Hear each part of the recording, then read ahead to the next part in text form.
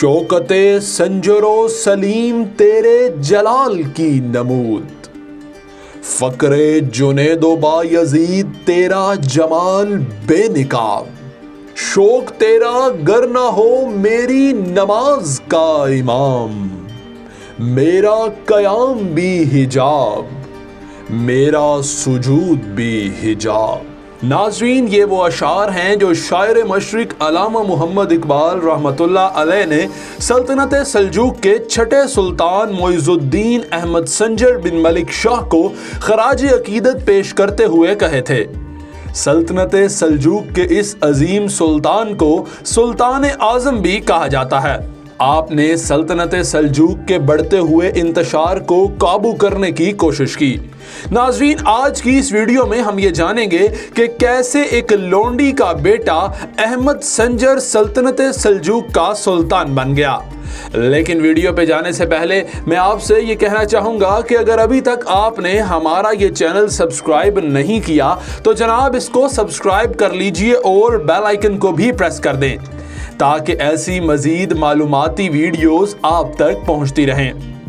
नाज़रीन, सुल्तान अहमद संजर, जिनका पूरा नाम सुल्तान मोइज़ुद्दीन अहमद संजर बिन मलिक शाह था, आप 1086 ईस्वी को शुमाली इराक के मशहूर शहर संजार में पैदा हुए। शहर की निस्बत से ही आपका नाम अहमद संजर सल्जूकी रखा गया। आपकी वालदा मलिक शाह के यहाँ एक गुलाम थी और यूं अहमद संजर का जन्म एक लोंडी के बदन से हुआ था। आपकी वालदा का नाम ताजुद्दीन खातून अल सफरिया था। चूंकि आपकी वालदा एक लोंडी थी तो किसी ने भी आपकी तरफ बचपन में ज्यादा ध्यान नहीं दिया। मलिक शाह की वफात के बाद उनके बाकी बेटों में तख्त के लिए झगड़ा हो गया और मलिक शाह का सबसे बड़ा बेटा बर्क यारोक सल्तनत का नया सुल्तान बन गया। अहमद संजर की उम्र बहुत कम थी और यूं आपकी कफालत भी बर्क यारोक ने ही की थी। छोटी उम्र में ही आपने सियासी मामलात में अमल दखल करना शुरू कर दिया। 1097 ईस्वी में आपने खुरासान के इलाके पर कब्जा कर लिया। बर्क यारोक की वफात के बाद उसके बेटे मलिक शाह सानी ने इराक की हुकूमत संभाल ली, लेकिन उसके चचा मोहम्मद तप्पार ने उस पर हमला करके गिरफ्तार कर लिया और उस शहजादे को अंधा करके इराक की हुकूमत संभाल ली। जब मोहम्मद तप्पार फोत हुआ तो उसका बेटा महमूद 14 साल की उम्र में तख्त नशी हुआ। उसने तख्त नशी होते ही खुरासान पर चढ़ाई कर दी, जहां उसका चचा संजर हुक्मरान था। संजर ने इंतहाई आसानी के साथ उसे शिकस्त दे दी, लेकिन बाद में उसकी खता को माफ कर दिया और अपनी बेटी माह मलिक की शादी उससे करवाकर इराक की हुकूमत उसके हवाले कर दी और यूं अहमद संजर पूरी सल्जूकी ताकत का बादशाह बन गया। सुल्तान संजर खानदान सल्जुका का आखिरी अजीम मर्तबत हुक्मरान था। उसने खुरासान में बहसीयत 40 बरस हुकूमत की और तकरीबन 19 मुहिमें सर की। 1130 ईस्वी में मावराउन नहर के हाकिम अहमद खान ने खिराज देने से मना कर दिया, जिसकी वजह से सुल्तान अहमद संजर को उस पर हमला करना पड़ा। सुल्तान ने हमला करके अहमद खान को कब्जे में ले लिया और समरकंद पर कब्जा कर लिया। अहमद खान एक इंतहाई काबिल शख्स था। उसकी काबिलियत और जहानत को देखते हुए सुल्तान ने न सिर्फ उसे रिहा कर दिया बल्कि बहाल भी कर दिया। इसके बाद बहराम शाह गजनवी ने बगावत की, जिसको भी सुल्तान ने बड़ी आसानी से दबा दिया। 1140 ईस्वी में समरकंद में दोबारा बगावत हो गई और 6 माह तक संजर ने महाराष्ट्र को जारी रखकर फतह कर लिया और शुमाल की तरफ उसने ख्वारिज़म पर कब्जा कर लिया। बहराम गजनवी चूंकि सुल्तान संजर सल्जूकी की सियादत को तस्लीम कर चुका था, लिहाजा उसने हिंदुस्तान से सुल्तान संजर के पास फरियाद नामे भेजे। सुल्तान संजर ने दूसरे साल हमला करके गजनी को फतह करके अलाउद्दीन को अपने हमरा ले लिया।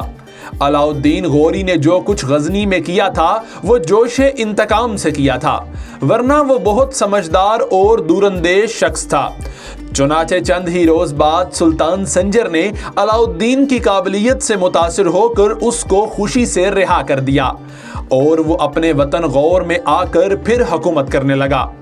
ناظرین، سلطان سنجر کی حکومت خراسان، غزنہ، خوارزم اور ماوراؤن نہر تک پھیلی ہوئی تھی۔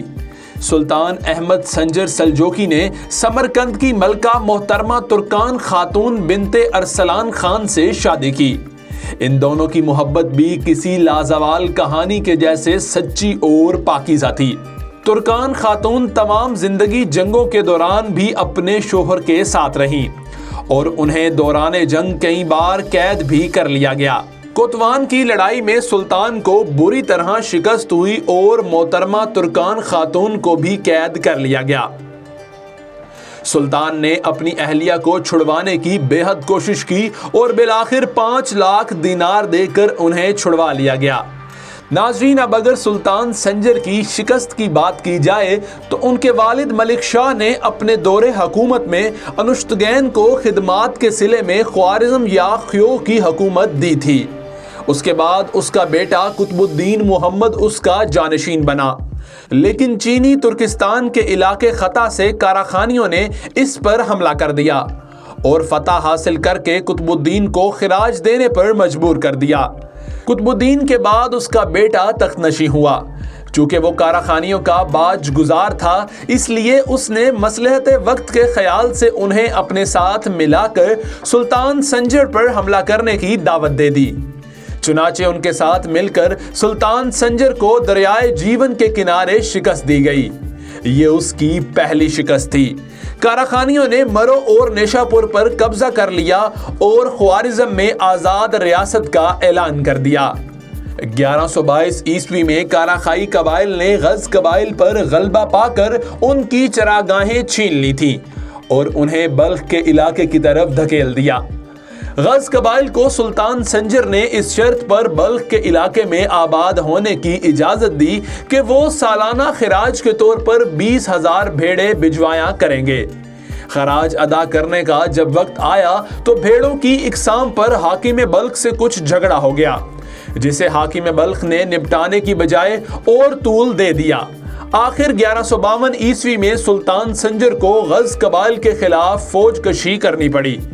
غز قبائل سخت خوف زدہ ہوئے اور کثیر رقم بطور تاوان ادا کرنے کی پیشکش کی، لیکن حاکم بلخ اس بات پر ڈٹا ہوا تھا کہ غز قبائل کو خوفناک سزا دی جائے۔